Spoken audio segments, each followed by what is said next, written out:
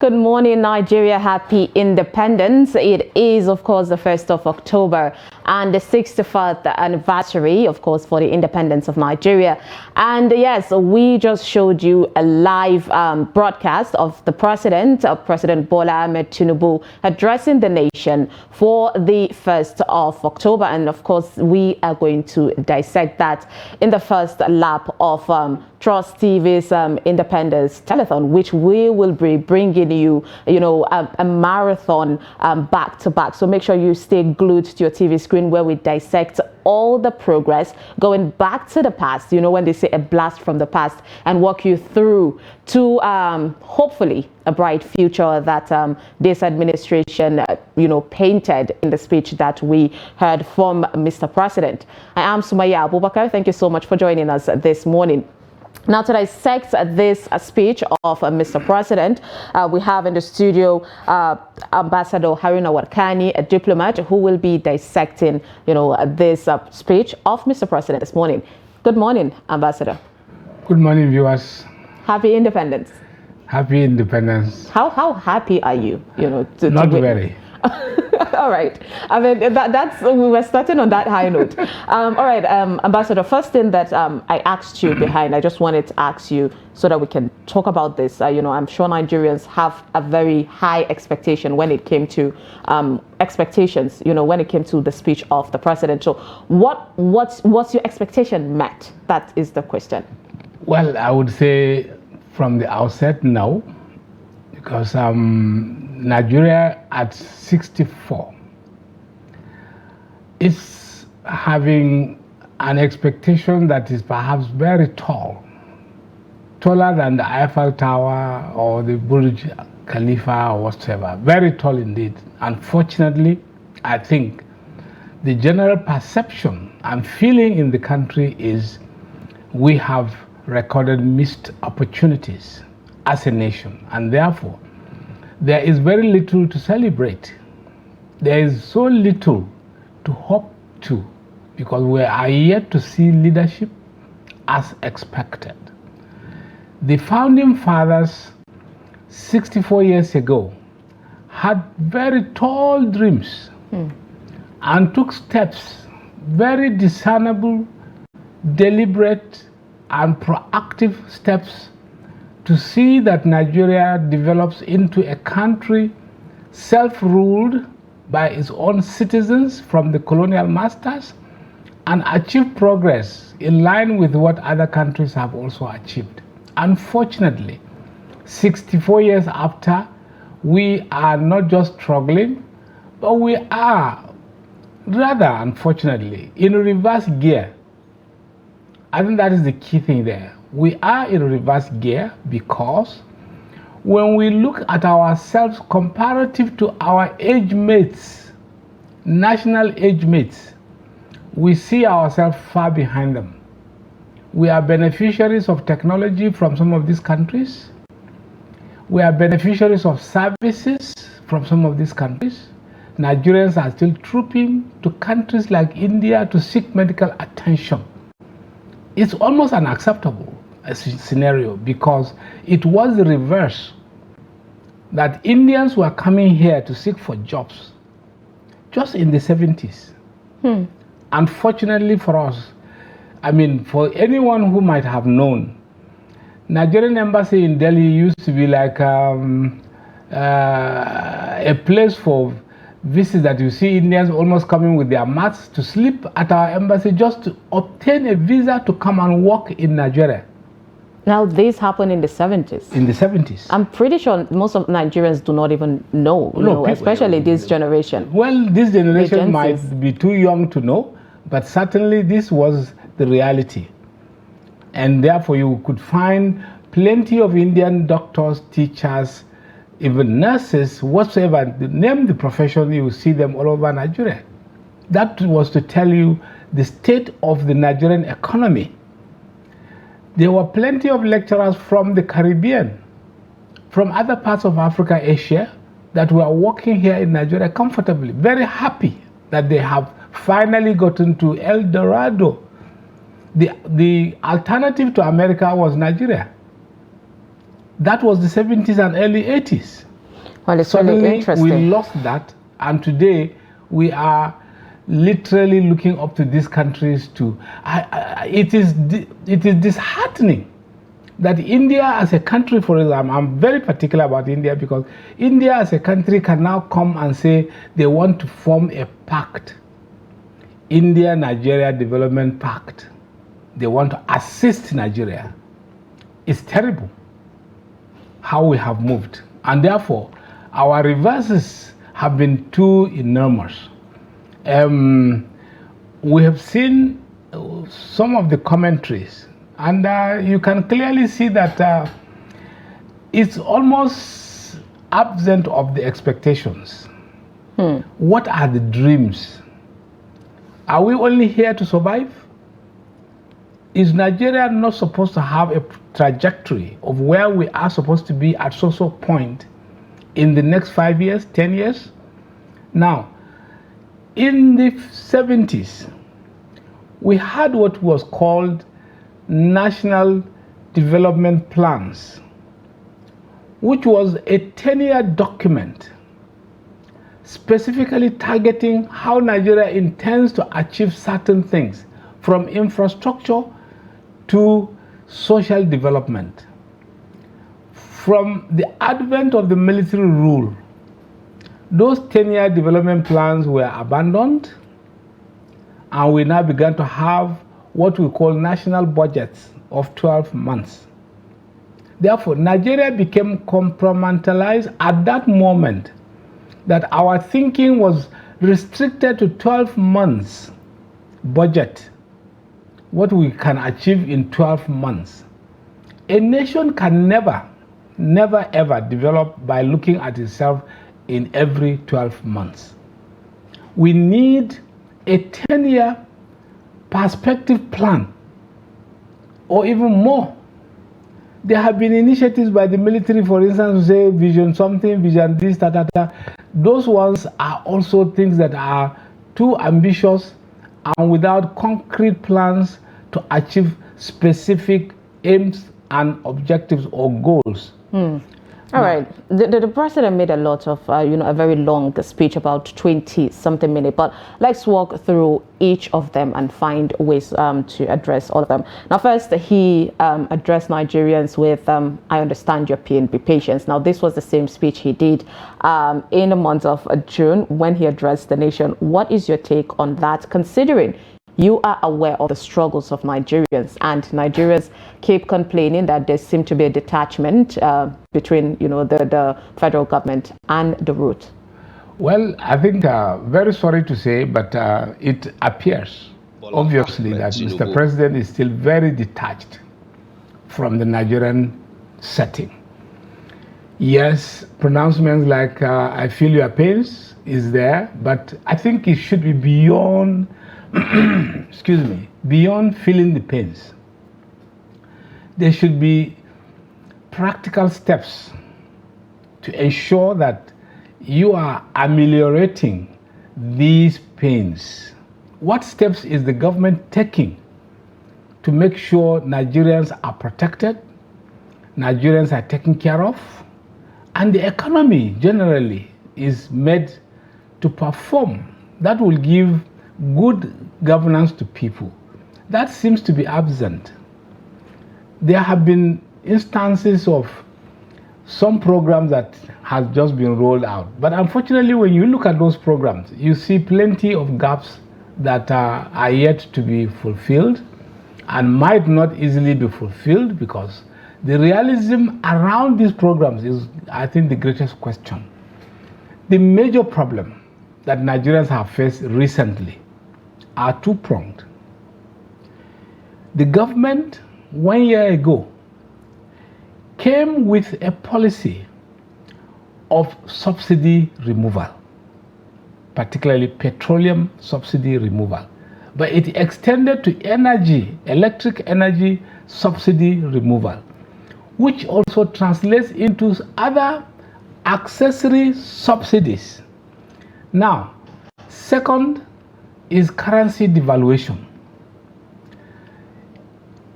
Anytime a country embarks on these two major economic policy shifts, you could see clearly it is only dancing to the dictates of IMF and the World Bank. It has abandoned its nation in favor of satisfying the conditionalities for IMF World Bank. I think that is the danger Nigeria found itself in today. The administration accepted to satisfy the IMF and World Bank and therefore disregard whether Nigerians are there or not. That is the reality. That's the stark reality. Until this is reversed and we begin to chart a course for ourselves, designed by ourselves and implemented by ourselves, we are not likely to see any progress. So, Ambassador, earlier you spoke about, our founding fathers and what they had sacrificed for Nigeria to get independence. Now, walking through a history, we saw how Abubakar Tafawa Balewa, as a prime minister, played a crucial role in negotiating Nigeria's independence. And we saw also the first president of Nigeria, Nnamdi Azikiwe, excelled in that, backs in the euphoria of saying we won, because he was one of the activists that also pushed for Nigeria's independence. Where would you say we've gone wrong, from these people who are so patriotic, who had strong will in making sure Nigeria moved forward, and who saw the potential in Nigeria's resources in moving forward? Where did we go wrong, and how can we find our way back? Well, it's rather sad that we had people who were visionary, leaders who truly were visionary. You could almost commit an offense by saying maybe the euphoria of an independent nation propelled them to do certain things that were very altruistic, were very patriotic, and therefore did not even think about themselves. Rather, they thought about Nigeria and what Nigeria can achieve. Now, unfortunately, not quite long after, particularly the disastrous coups and the civil war that followed, we totally derailed, and things began to be what never it was expected to be. For instance, just very simple analogy. If you went to Kaduna today, the tallest building in Kaduna is the Northern Nigeria Development Corporation building on Ahmadu Bello Way.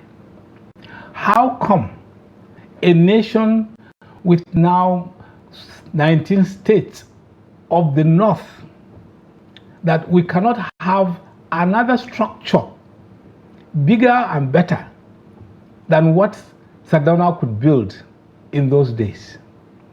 This was a visionary leader who thought, okay, we needed such a structure to house the NDDC and propel Northern Nigeria into investments and what have you. How many years did it take Sardauna to do that? The Ahmadu Bello University, how many years did it take to put up such a structure that is surviving today? Roads, so many other infrastructure within that period, without oil money, and resources of just the northern part of Nigeria. Chief Obafemi Awolowo was indeed legendary in his own, because you can't even compare him with anybody. Within that period that he was in office, he dreamt of and built the Cocoa House. Cocoa House has remained the tallest structure also in Southwest up to today. Where are the governors that followed? What happened? Why have they not been able to bring up something in the Southwest that you can say, this is an iconic structure to represent the development? Nothing.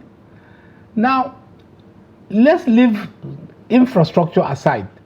The social development programs, Chief Awolowo gave almost all Westerners free and compulsory education.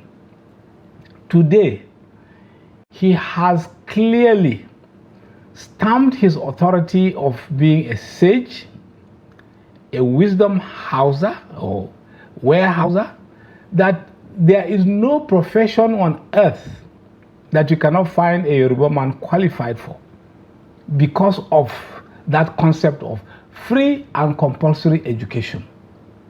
Sardauna tried also in the north, but we couldn't go far enough to have achieved something similar to Obafemi Awolowo. Now, within that period, through the Odua Development Commission, Awolowo had set up over 100 different companies that the Southwest is still benefiting, including the new governors here that are looting money now left and right. These are the challenges that, you see, we need to be honest with ourselves. If Awolowo had not set up some of those manufacturing firms and the rest of them, it would have been difficult to imagine what will happen today. Now, can you imagine Nigeria and Awolowo setting up the first television station in Africa after independence that even European countries did not have?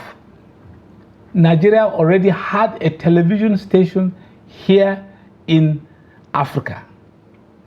These were the kind of leadership we expect to continue to find following the footsteps of some of these people. But when we have new leaders who will come into office and pronounce that they want to follow the footsteps of our great leaders, what are you doing? Looting. All right, Ambassador, let's talk about, the promises now of the president. Now, he emphasized that there is still commitment for reforms. He emphasized the government is going to do a long-term economic and structural reform and asking citizens, of course, to be patient for this reform. Would you say the president has given a clear vision or a clear roadmap to achieving this to Nigerians, seeking for transparency? Well, structural reform, I think, is the word that has always been the problem. Structural reform has always been the word that is our problem. It was our problem in the 80s. It remains our problem today because we are pursuing programs that has failed, apparently, woefully failed in the 80s. That put Nigeria where it is today, on our knees. Let me tell you. Now we are starting from the 80s, and that's during Shagari's reign? Yes. Shagari came with very good programs, including the flagship program of the development of the Ajaokuta Steel Complex. Processes started. You had an Ajaokuta Steel Complex. You had 6 steel rolling mills scattered around Nigeria, Katsina, Jos, Osogbo. You had 2 specialized steel plants that were to produce spare parts and some other things in Alaja. Now, Nigeria was set for development, truly. And surprisingly, this steel plant had acquired a kind of position globally then that once Nigeria starts production in that plant, we would have been challenging the world in the steel sector because the world came to agree that Nigeria was sourcing iron ore from Itakpe, which was barely 16 kilometers away from the main plant. We are not buying. We are not importing. We are not transporting. It is to take from the iron ore mines straight into our furnace. Furnace produces steel in different forms, and we can now have iron rods or billets that were to be sent to some of these rolling mills that were to convert these billets into iron rods, flat sheets, and some other products that can now sustain some other industries. Now, the multiplier effect on this was enormous, and other countries were already jittery that Nigeria might take over the steel production and marketing in the world. I can tell you this concretely because I was seated in China one time and we took a tour as a diplomat of a steel plant in Shanghai called Bao Steel. Their perception then was that this plant was in design, construction, and conception almost the same with the Bao Steel in China and Nigeria. However, they were at a great disadvantage because they were to buy iron ore from Australia, some 6,000 kilometers away. They had to build a special port to receive this iron ore. They have to transport, they have to ensure, they have to handle, etc., etc. So the total production cost would have been much higher than Nigeria's steel. Therefore, they didn't even stand a chance to sell at competitive prices with Nigeria. However, they were rather happy that almost 20 years after, Nigeria is nowhere in the steel development plan. We were totally absent because Ajaokuta has collapsed. And Ajaokuta collapsed why? On the 30th of December 1983, when the Buhari coup came, Ajaokuta was almost 97% completed. The entire steel plant was truncated as a result of so-called probe. Corruption.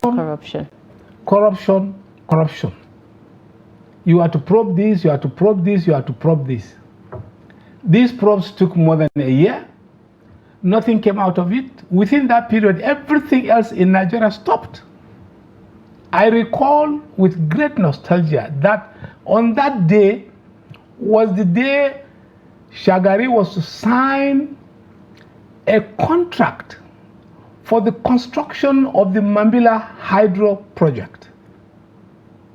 And that project has remained comatose up to today, 2024.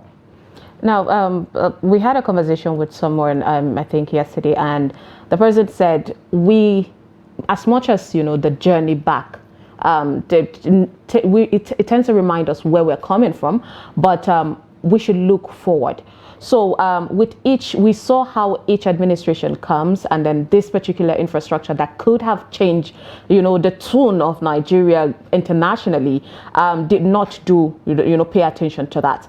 But then Mr. President Bola Ahmed Tinubu came in and, took a charge and said, I'm going to concentrate on this. At least we know that this would definitely put Nigeria in a global map, but it is still yet to be done, or anything to start. So exactly, bringing back to what the president said on his speech, do you think there is that clear roadmap to showing Nigerians that we have this under control?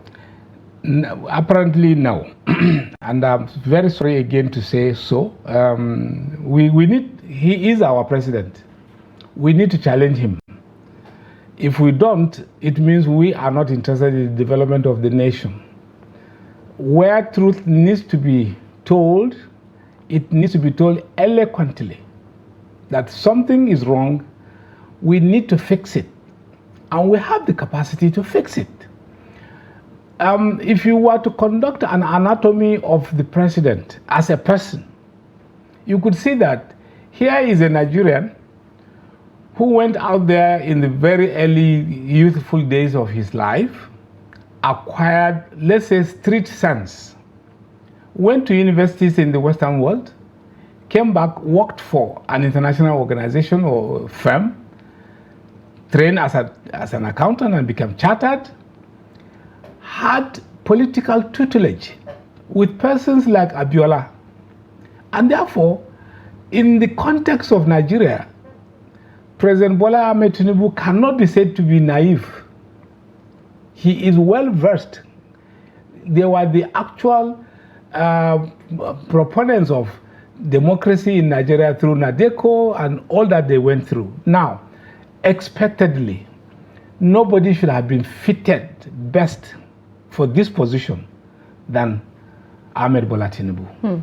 Unfortunately, coming to office, I think he has failed most Nigerians' expectations, because we expected that the thinking and steps he would have been taken by today, would have been very radical in such a way that Nigeria would have been seeing a trajectory that we are actually achieving results. If in an economy you are having a scenario where small businesses are closing down because of the weight of economic measures, it cannot tell you that this economy is moving forward. Rather, it is in reverse gear. If you were to go out to the streets and interview a corn seller, keke napep driver, a bus driver, inter and intra-city drivers and the rest of them, they will be telling you today that they are closing down, they can't continue with their businesses because the economic measures do not just encourage any businesses. We also have closures of medium-scale industries that have become rampant. If the Manufacturers Association of Nigeria are complaining, they should be listened to, because it clearly indicates that there was some structural dislocations within our physical and monetary policies. We cannot run an economy, modern economy, with an interest rate of above 30%. There is nowhere in the world that an economy can succeed by borrowing funds at over 30%. It doesn't happen anywhere. Because on the personal level, if you were to go out today, Sumaya, and borrow money and you are expected to pay 30% back, how? Central bank governor will sit with his monetary policy committee every 2 weeks, come forward and address Nigerians, let me say shamelessly, to say the monetary policy committee met and agreed after the basis points adjustments and what have you that the interest rate loans are at 30-something%. This is supposed to be a governor. These are supposed to be a team of experts. And if the central bank is lending to commercial banks at 31%, how much are these banks supposed to lend to businesses? And how do you encourage businesses to grow in that kind of climate? These are the fundamental questions that we will expect Mr. President, as a chartered accountant, to also reflect that, yes, there must be something wrong here. It's too clear. You don't need to go to a university to understand that we have gotten it wrong, and therefore, what we are expecting, what Nigerians expect, is for Mr. President to abandon this thinking today and actually look for technocrats that can sit down and re-engineer Nigeria's economy by bringing back some of the things we have lost. We cannot maintain a regime of interest rate, lending rate, and inflation rate at what we have today and expect citizens to be happy, the economy to boom, and what have you. You see, there is a challenge, for instance, of the price of fuel. Fuel price can never be stable as long as our forex remains what it is today. Who says an economy must float its currency to survive? Abacha, throughout his tenure here, never floated the naira. Never ever. The naira exchange rate was 22 naira to the dollar. Fixed, because the economy is not the type that you can say, go and float your naira and expect that there will be development, there will be economic activity in a nation of that nature. There's no way. You are satisfying the West. You are satisfying the West, but denying your people and their economy development. These are the areas that I was expecting Mr. President to address today by being very specific, very deliberate, and pointedly at some of these key things. If you address the value of the naira, we would have solved so many problems with one stroke. Value of the naira is responsible for the increase in the price of fuel. So it is not about subsidy. It is about forex. Why should the Central Bank of Nigeria go work for Nigeria, earn some money somewhere, and come and distribute money to bureau de change? To do what? Why is the Central Bank allocating money to bureau de change? What are they doing with that money? You are encouraging people to devalue your currency, and you are claiming to run an economy. I think that's where we have gotten it wrong. Go to other countries. As soon as you land in that country, from the airport, you cannot buy anything in dollars. You are not allowed. So you sometimes even your hotel rooms cannot be paid in dollars. Hotels will tell you, no, they don't accept dollars here. It has to be the local currency. And therefore, you don't need bureau de change almost every street. What are they doing? Let's ask the question. What are the bureau de changes doing?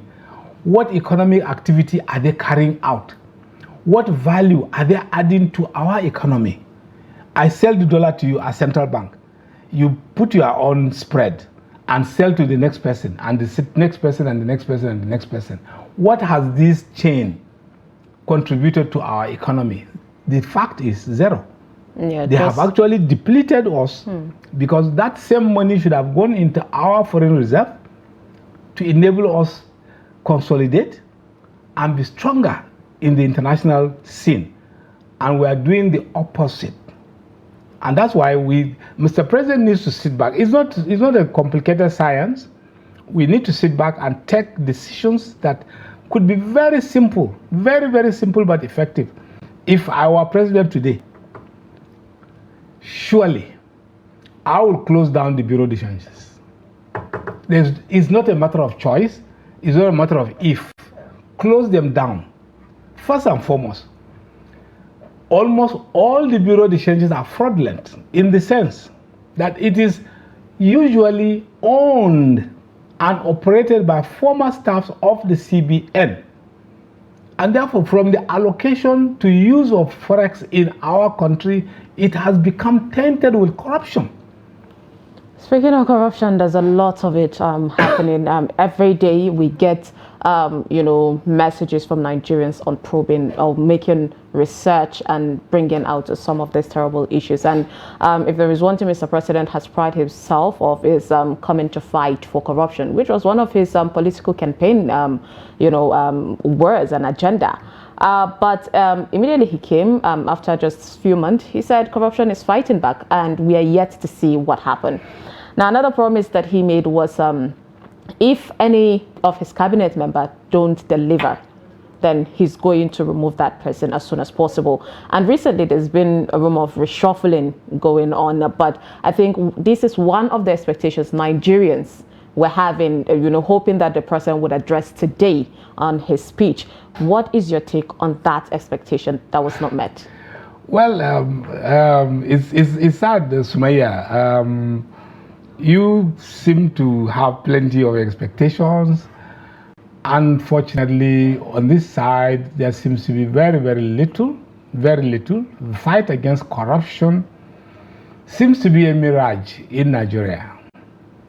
Fighting corruption would mean right from our speech, body language, and actual actions taken would tell you if someone is truly fighting corruption. This administration, and even the one that it inherited, that's Buhari administration, can clearly be classified or profiled as the most corrupt in the history of Nigeria, by volume, by frequency, by impunity, and by style. There is no way you can detach this appellation as the most corrupt government we have had in Nigeria other than this, because Buhari came on the platform of anti-corruption, unfortunately, went down as the most corrupt administration. You have made more billionaires over 8 years for doing nothing. And the body language is clear. Now, let me just compare with a very recent administration in Nigeria, the administration of President Olusegun Obasanjo. Obasanjo showed Nigerians that he was ready to fight corruption. He established all the anti-corruption agencies we have today, EFCC, ICPC particularly. He showed in clear terms, without missing words and without waiting for tomorrow, that if I find you corrupt, I'll deal with you today.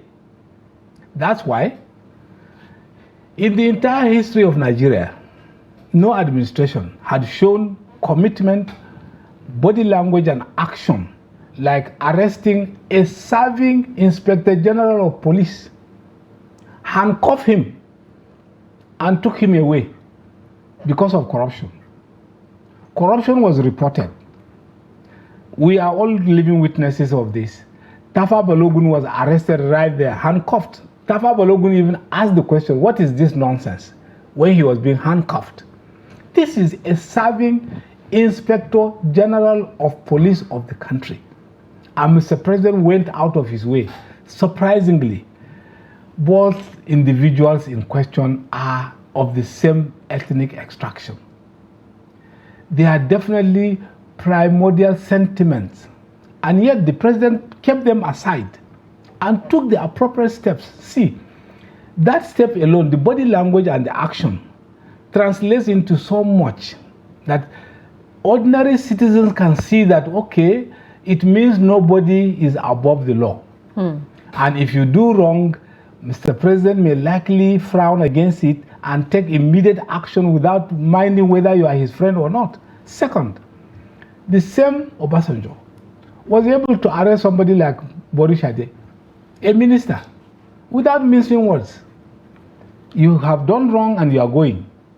This is how to fight corruption. But if today, for instance, we are having melodrama of a former governor wanting to be arrested, cannot be arrested in a country, because a sitting governor rides in the same van with him to go for the probing. I mean, that situation keeps confusing me of why, you know, that could happen. And if at all another new sitting governor wants a probing of the former one, they call it witch hunt.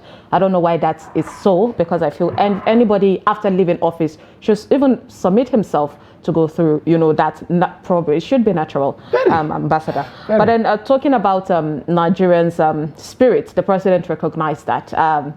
He said Nigeria for the 64 years have been resilient. He spoke about how we have been enterprising and intellectual, and that, you would agree with me, is something you cannot take away from Nigerians, that no matter how difficult life can be, they still push forward and not give up. But then all of these things has left Nigeria on the negative toll, because it just seemed like the president does not understand what Nigerians are going through. So earlier you spoke about you know, the trade, how it has become it has taken a down toll on Nigerians. What is your take on this particular thing and how it is not really lapping with the current situation? Well, speaking about Nigerians, I would say we are like the proverbial beetle that you match it on the ground, you believe is dead. By the time you lift your legs, the beetle will find his way and go looking very strong. I think that is how resilient we are as a people. Sincerely, we are the most tolerant, tolerable, and resilient people you can find around the world easily, because anywhere you find a Nigerian, you will find that where people find it extremely difficult to survive or even exist, Nigerians are doing so with leisure. And so, yes, that is the Nigerian spirit, which we will need to continue to propagate, because it makes us very, very different. However, the economic policies as of today needs to be tweaked, like we've said. And Mr. President really needs to set aside all other things, and look at the economy frontally. I am sure his present handlers, ministers, advisors, and the rest of them might not have gotten some few things right. Obasanjo, let me say again, probably made almost like the same mistake in his first tenure by bringing people that were largely from the Southwest. Second tenure, he realized that there were mistakes and brought in technocrats who truly knew what the economy should be and started working towards revival, and Nigeria became sound. Don't forget, in as recent past as Obasanjo's administration, Nigeria got out of debts totally. We were debt-free because of consistent policy moves. How come we are back to debt and the debt is mounting and we are not looking towards escape? Because any day you devalue your currency by 1 naira, you are inevitably multiplying your debt stock by that same value in dollars. Which means you are not only devaluing your Nigerian citizens, businesses, and assets, you are also multiplying your debt. And therefore, it is a double-edged sword. IMF will always be happy to grant you loans. In fact, they force loans on you. You don't have to ask for. They will force loans on you. You take, and then they now say, one of the conditionalities for this loan is to devalue your currency. The moment you accept to devalue that currency, you have entered what is called the debt trap. Because you can never get out, because as you are devaluing your currency, their debt stock is mounting. And it seemed to be so. I mean, recently we saw the federal government take another loan from the IMF, saying it was supposed to help women and children still and flood victims. We're still holding on to that. The danger is some of these loans, if not almost all of them, after some few years, you cannot trace where these loans went to. You are taking loan for women and children. What does it translate to?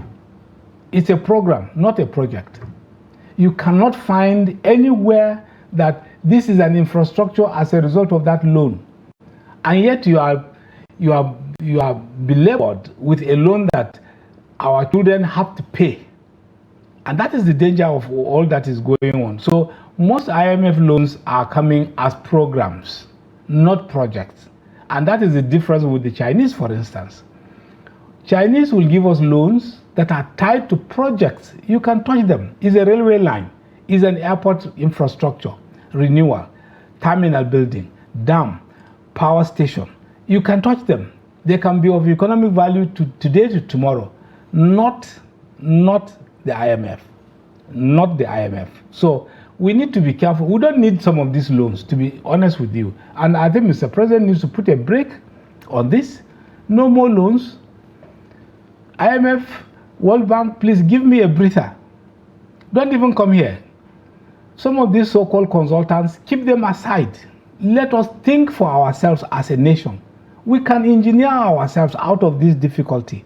It is not true that we are moving forward. We are actually in reverse gear, very fast in reverse gear.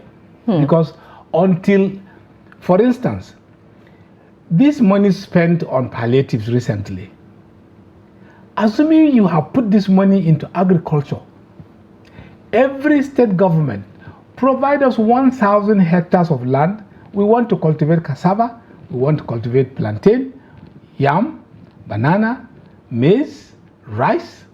It's a must. Instead of spending palliatives that has gone to nobody, a lot of them are still in warehouses. We can establish modern farms. Nigeria cannot be sustained on peasant farming. We have gone beyond that stage. The president also addressed food, insecurity, but would come back to that, Ambassador Warkani. We'll take a breather, but quickly we're going to look into this report by Trust TV's Ibrahim Ismail, where it says 64 years after independence, Nigeria continues to search for the ideal governance structure that fosters unity, drives economic growth, and ensures prosperity. So despite 25 years of uninterrupted presidential rule, the calls for reforms are growing due to the heavy concentration of power at the center. So our reporter, of course, Ibrahim Ismail, delves into the Nigeria's evolving system of government from 1960 to date. Take a look. From this historic place, centre of the British Commonwealth of Free Peoples, has gone forth the pattern of parliaments, the Westminster model. The parliamentary system of government, also known as the Westminster system, is a type of government that incorporates a series of procedures for operating a legislature, first developed in England. The parliamentary system of government was practiced in Nigeria from 1957 to 1966. Sir Abubakar Tafawa Balewa was the first and the only Prime Minister of Nigeria. Under the parliamentary rule, the country had 3 regional governments, the Western, Eastern, and Northern regions, and had premiers as leaders. We started with a regional system and using a parliamentary system of government, which means we have regions that were competing with each other, each one trying to develop, each one trying to fashion its own way to the best of its ability. It started working well to some extent because even after the regions were no longer there, we saw a lot of developments that have been initiated by the founding fathers of those regions and the founding fathers of this country. But the parliamentary regional system of government ended in 1966 as a result of the first coup, and we had the military. Unitary system of government is known as the central government. It controls the whole government. All powers and administrative divisions and authorities lie at the central place. In May 1966, Nigeria's first military head of state, General Agui Ironsi, promulgated the Unification Decree 34, following the killing of national political figures by rebellious soldiers. The Unification Decree 34 abolished regional institutions and the parliamentary system of government. National federalism is a territorial pattern of government, one that combines the centralization of some political powers and the decentralization of others. Nigeria practiced national federalism under military rules. The military heads of state control the power at the center, while military governors or administrators control the states. This system was adopted during the reigns of General Yakubu Gowon, General Murtala Mohammed, General Olusegun Obasanjo, Major General Muhammadu Buhari, General Ibrahim Babangida, General Sani Abacha, and General Abdulsalami Abubakar. And the military, by tradition, they are centralized and hierarchical in nature, and they turn the country into that. Virtually, they abolish the regions and establish states, and the states are under strict control of those at the center. And that is how our journey began to federal system, virtually as a result of the military. The federal system means each state also has some latitude or powers to act, while the federal also has its own powers. We have the concurrent powers, exclusive and concurrent. Then the problem with that was that at all the time that the military left, the imprint of the military reflected on those federal system which we now turn to. We left the parliamentary system, the regional system. We started using the federal system and presidential system. The presidential system of government was introduced in 1979 and later practiced from 1999 to date. A presidential system or single executive system is a form of government in which a head of government, typically with the title of president, leads an executive branch that is separate from the legislative branch in systems that use separation of powers. It was introduced during the tenure of Nigeria's first president, Shehu Shagari, in 1979. In recent years, There have been a lot of agitations for restructuring of the country, and the matter has recently resurfaced with rumors that President Bola Tinubu has a plan to turn the country into a regional government structure. Will it solve the problem totally? I don't think it is going to do that. Simply because we have seen you can go on changing endlessly. If instead of that, we should, examine ourselves thoroughly. We should examine the system thoroughly, try to find a solution. But to me, it will even create more crisis than it will solve. Because by the time you are bringing regionalism, it means even some powers that state government have would be taken to the region.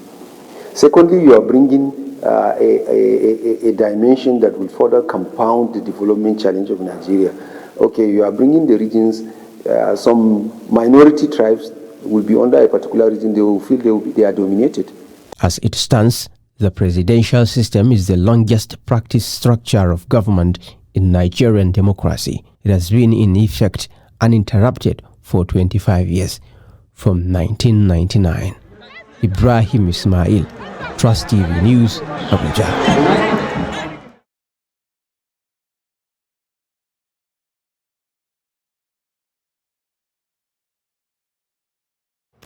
Welcome back, and thank you for staying with us on our telethon independence program that we have, of course, aligned for you this morning. And like I said, we still have in the studio Ambassador Haruna Warkani to dissect, from the speech of the president to how governance has been in Nigeria from the 1960s till date. So Ambassador, thank you for still staying with us. We've been having conversation front and also behind the camera. So let's talk about, the youth. It was one of the things also that the president talked about, youth reforms, pushing, which we know is one of the things biting Nigerians. There is this quote the youth are putting out there saying, we grew up in a best generation, but right now we are adults in a worse generation. It's not easy for the youth as it was for, our fathers. So walk us through your hope in this reform that the president has presented. Well, we can see that there is supposed to be a youth confab to address the problems of the youth. Accepting that there is a problem for the youth generation today is an admission that something is wrong. And looking for ways forward would have been, yes, a most commendable action by Mr. President. However, I think we do not need to wait for confabs, conferences, workshops, seminars, and the rest of them. The problems are known, the problems are clear, and the solutions are also available. Nigeria does not lack ideas. The youth of yesterday enjoyed a kind of governance in Nigeria that was like the best anywhere in the world. If people of my generation had literally free education, how come it is not possible anymore? What happened? Have we overpopulated? Or have our resources dwindled such that, yes, we truly and sincerely cannot afford free and compulsory education? What the government needs to do is to simply go back to the drawing table and work out these programs. They are there. When this free education concept were implemented in the 60s and 70s up to the 80s, they were not as burdensome as it looks like today, because there was no corruption. If you remove corruption out of the system works perfectly. Indeed. And we can achieve the same result with the little resources. The president has emphasized over time, even before coming into office, of a student loan scheme which has been launched. I tell you, it is a failure before takeoff. Unfortunately, that loan scheme is a failure before takeoff. People are promoting around him, making it look as if It's a wonderful program that will come. And why should students have to take a loan to go to school? Nigeria has a capacity to provide a means for children to go to school. If we do not educate these children by any means, I repeat, by any means, we simply are investing in doom for the nation, because what we are seeing as insecurity today is the product of lack of education. Yeah, I mean, we had a documentary done, and one of the elders from the northern part of the country talked about that, saying it's like a ticking time bomb when you have uneducated youth. And But then, Ambassador, I want to talk from the angle of what the president said in his speech. He said there's going to be a national youth conference. And we saw how from the August 1st to August 10th protests that happened, how angry Nigerian youths are. And then there is this rumor that there's going to be another, protest starting today. And one of the things that CSOs and even Nigerians have called on the president for is create avenue for dialogue, which is yet to be done. But then now in his speech, he's talking about this youth conference. Do you think this is his own way of, calling for that? well, like we said, avenues of this nature can be created to cajole the youth into believing that government is doing something for them. But you see, the product or outcomes of confabs, conferences and workshops have never really translated into reality. All right, Ambassador, let's take a pause. I think we have a clip to show Nigerians. Overcome the challenges of the day, we remain mindful of next generation as we seek to galvanize their creative energy towards a better future. We lead today with the future we wish to bequeath to our children in focus, recognizing that we cannot design a future that belongs to them without making them its architects. Considering this, I am pleased to announce the gathering of a national youth conference. This conference will be a platform to address the diverse challenges and opportunities confronting our young people, who constitute more than 60% of our population. It will provoke meaningful dialogue and empower our young people to participate actively in nation building by ensuring that their voices are heard in shaping the policies that impact their lives. We are creating a pathway for a brighter tomorrow.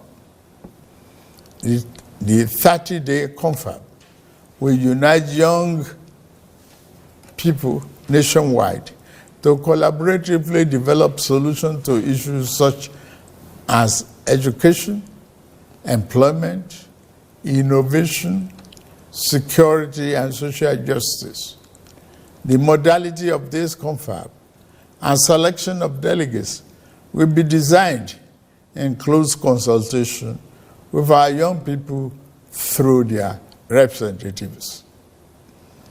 Through this confab, it will be our job as leaders to ensure that their aspirations are at the heart of the conference deliberations. The government will thoroughly consider and implement the recommendations and outcomes from this forum as we remain resolute in our mission to build a more inclusive, prosperous, and united Nigeria. Our government is implementing several other youth-centric programs to give our young people an advantage in rapid changing world. We are implementing, among others, the 3 million technical program of the Ministry of Communications, Innovation and Digital Economy, aimed at building Nigeria's technical talent backbone. We have also enthusiastically implemented the Nigerian Education Loan Fund, NEL Fund, which provides cheap loans to our students to pursue their tertiary educational dream. Now, that was the president addressing the nation this morning, talking about paying attention to the youth. Ambassador, you watched this, but we just had to put it out there to address this because this is one of the major issues. If there is anybody that has shown how not satisfied they are with the government, is the youth, based on what they've been doing on social media and even on the street. But then talking about this youth confab that the president said was going to, we don't know when yet, but then going to take place for 30 days. Would you say, even though they said better late than never, but why do you think it took so long for the president? Because this is something that Nigerians have been calling for the longest time. Well, you see, like we've said earlier on, confabs, workshops, seminars, and all these gatherings have taken Nigeria's resources enormously down the drain. If we start by asking the question, where is the report of the National Confab 2014? What happened to it? Why has the elements of those confab not implemented? Nigeria spent so much money to convene that confab, and we can say the best brains in Nigeria were selected. Eloquent debates took place. Fantastic reports were produced. Reports that address some fundamental existential issues of Nigeria that, if had been implemented today, some of these concerns that we are even having wouldn't even be here. So you think the president did not, organize this in the first place because there was no meaning to that? No, certainly. It wasn't going to come out to me, it is a ploy. It is a ploy to bring the youth, to assuage their feelings, dampen all these agitations, to say you are coming for what are they coming to do for 30 days? What on earth would you want youth to come to do for 30 days? Deliberate on what? I said, and I repeat, the issues concerning youth and Nigeria are known. There is nothing that is new to us as a nation. There is nothing we do not know. There is nothing somebody has not commented upon. There is nothing a research professor in the university or somewhere or consultant somewhere has not written about. There is nothing that is not documented about Nigeria. We do not need to come gather for 30 days deliberating to do what? Everything that needs to be said is there. All we need is implementation. One was expecting Mr. President to have taken very proactive actions to say, okay, we are going to engage the youth in agriculture. We are going to engage the youth in manufacturing. We are going to engage the youth in some other entrepreneurship activities. This is what the economy needs, not a conference. Not a conference. A conference will be a conduit for people to make money, and at the end of the day, like he assured, implementation will be assured, but I can tell you, implementation will never come. Typical of the Nigerian setting, because until we go back and look at the 2014 National Conference and pick very excellent elements in it, implement it, the conference conveners and participants are still alive. They know what we are saying. And we all know what that conference meant for Nigeria. You cannot, for instance, take, regionalism, restructuring of Nigeria, and all those things that have been a problem. Why is the Senate and the National Assembly generally going around again and again and again trying to review the Constitution when that conference has addressed most of the issues? The government came in, spent money, appointed, including a Rufai committee, to review the National Conference report and see what it can implement. What happened to that committee's report? You spend money on the national conference. You spend money appointing another committee to review. They have reviewed. As a party, the APC, let me say here, as a party, they did nothing up to today. So you think the president does not need to organize this? Instead, they should go revisit the 2014? They should go straight away, go back to the national conference report, pick those elements that Nigerians accepted in that confab as the main issues and implement them. For instance, one of the recommendations of that conference report was the rotation of all political offices, from the presidency to governorship, chairman of local government, including councillorship. In each jurisdiction, it must rotate. Today, Nigeria has continued to produce maybe a governor in a particular senatorial zone to the exclusion of all other parts of the state because they are considered minorities.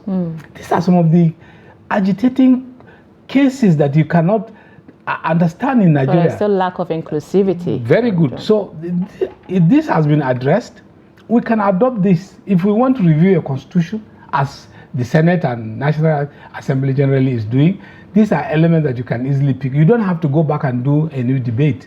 This has been decided. All right, just what would be your advice to the youth? Because youth have been showing their anger, saying the government is not, listening to them. And this now, the government has shown, they will say that we have extended an olive branch. So what do you expect the youth to do? Well, I think the youth, let me say, there will be a youth jamboree for 30 days. Come to Abuja, presumably, or any other location, I don't know. Come and enjoy yourself. There will be a largesse. Come and talk. But I think the situation we are in now is beyond talking. It should be action, not talking. I do not expect the youth come.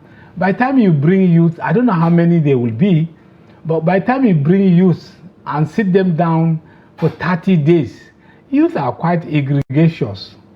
I don't know what you will be keeping the youth doing within 30 days. That means within that 30 days, most youth will not do anything other than that confab. And what agenda are you setting for this youth? Is it an agenda set by the youth themselves?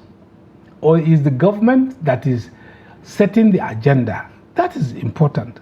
Second, the outcomes of all this will take another years of rigmaroling through the National Assembly to pass maybe a legislation to create some super parastatals, and that becomes another avenue for people to make money and the rest of them, whereas the real problems are not addressed. Rather, all the money envisaged to be spent on this should be made available to the youth through programs that are here, easily implementable, and what have you.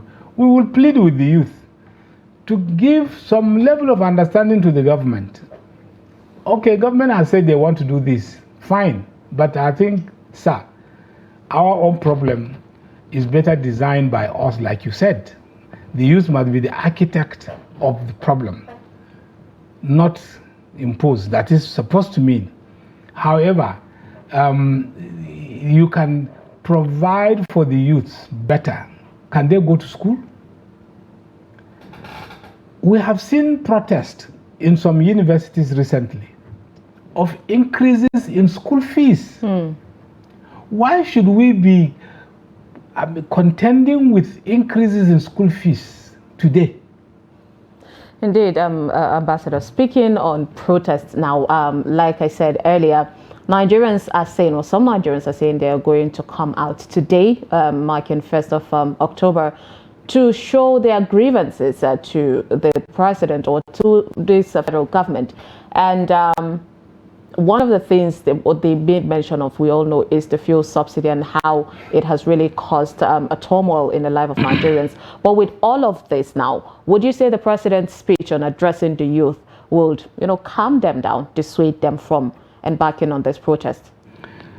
Well, it's left to be seen today and subsequent days going forward, but it's doubtful if this speech can assuage the feelings of the youth, because we cannot see the real issues of existence in Nigeria being addressed in that speech.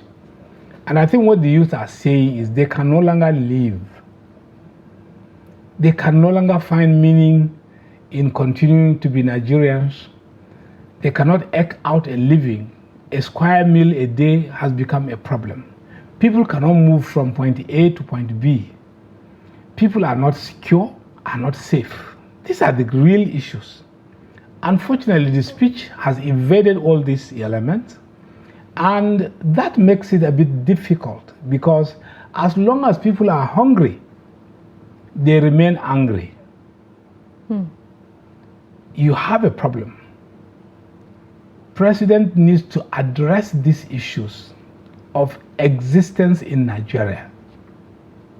The fuel subsidy, which everybody has accepted, is a scam, because you can't trace who took what, and yet subsidies in trillions are paid to non-existent companies or persons.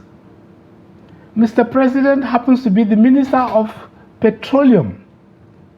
He has a responsibility to explain to us what is really happening around the subsidy regime, whatever, because we can't no longer understand.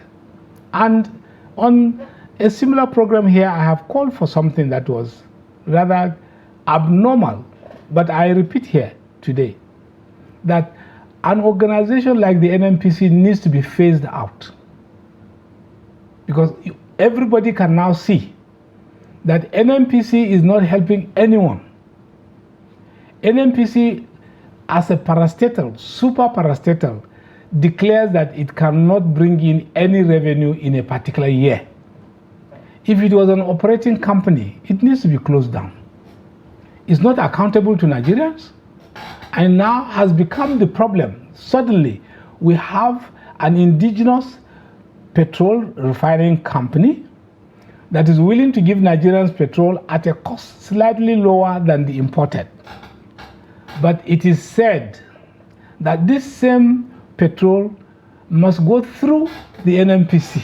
Yeah, with all of this controversy, Ambassador, we saw the back and forth happening, and Nigerians still have not gotten the transparency, the clarity on this matter. So there was high expectation on the president. Why do you think he did not address that particular issues? Well, these are the things we are saying. Unfortunately, we are not supposed to be anti-president or critical or hypercritical of the president, but we cannot also avoid saying some of these things, because as Nigerians, it is our enterprise. He is merely our chairman running a company called Nigeria, and we have a right to say, Mr. Chairman, sorry, I don't think we are going the right direction. We need to redress this. You cannot have an NNPC that will block actual marketers from lifting petroleum product that the person who has refined is ready to sell. They have to add their own cut, they have to add their own layers over this price before it gets to Nigerians. Why should Nigeria be paying over 1,000 naira for a liter of petrol today? Why? Well, we'll have to wait and see the outcome, because the presidency promised that 1st of October there is going to be the transaction of naira to crude and naira to, fuel for Nigerians. But then moving away from that, talking about another achievement that the president lauded when it comes to his administration is push for economic reforms, where he said so far in the past 1 year, Nigeria has attracted about $30 billion in foreign investment. Would you say that you have seen that investment, and bearing with the other issues that we have economic-wise, security-wise, is there room for that to grow and even boost our own economy? Well, it's a bit complex, complicating, and sincerely difficult. Difficult in the sense that Mr. President did say in his speech that there are elements of divestment mentioned, Seplat and others. Recently, Ajib. These are entities that have been in Nigeria since independence, divesting and leaving the country. And if you are now saying new fresh funds, as in FDI, are flowing into Nigeria, where are they? I think that's a challenge.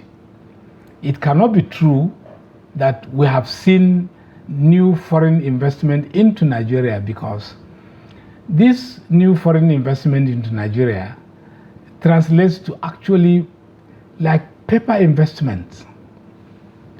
People invest in an economy where things are working. Interestingly, you take America and China. It's important for us to understand this. American companies will close down shop and relocate to China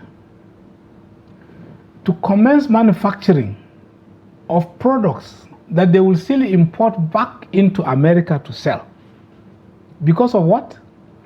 Low energy cost, lower taxes, reasonable salaries, and labor stability. Once these elements are met by an economy, you will see that investors will come and invest in your economy. That's why an American company will divest itself from America, relocate to China, produce and send back the same products into America, which is a problem now to America. European companies have almost all of them, Germany, France, Belgium, Switzerland, wherever, have found themselves manufacturing in China. Because of what? Very low energy cost, very good wage, labor, taxes, and investment processes that have been so minimized. Now, in all this, if you juxtapose with Nigeria, all our score is negative.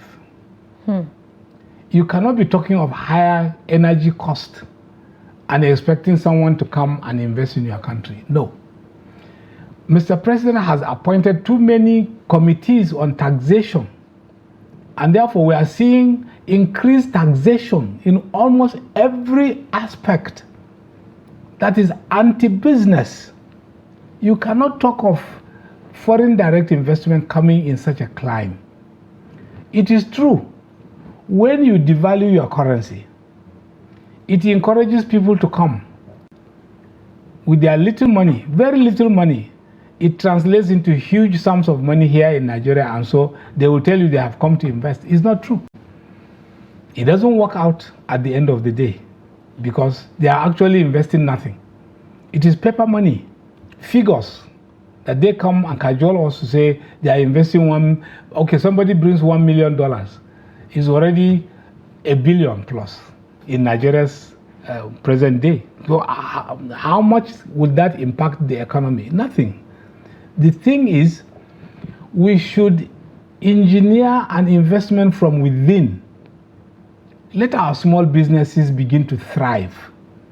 Let the shoemaker be able to produce shoes instead of just polishing shoes. Let the counselor improve her sales, because there is more patronage. Let there be transportation freely between people. These are exchange of services. Anytime you see somebody traveling from here to here, it means they are connecting businesses. But when people will tell you openly over television that they have abandoned their vehicles because they can no longer run it, you cannot run an economy that way and believe that the economy is working. Right. I think we need to do something different. Indeed. I mean, if there is one thing that Nigeria keeps echoing, and of course you, Ambassador Warkani, is to change the tactics from what we have been doing for the longest time.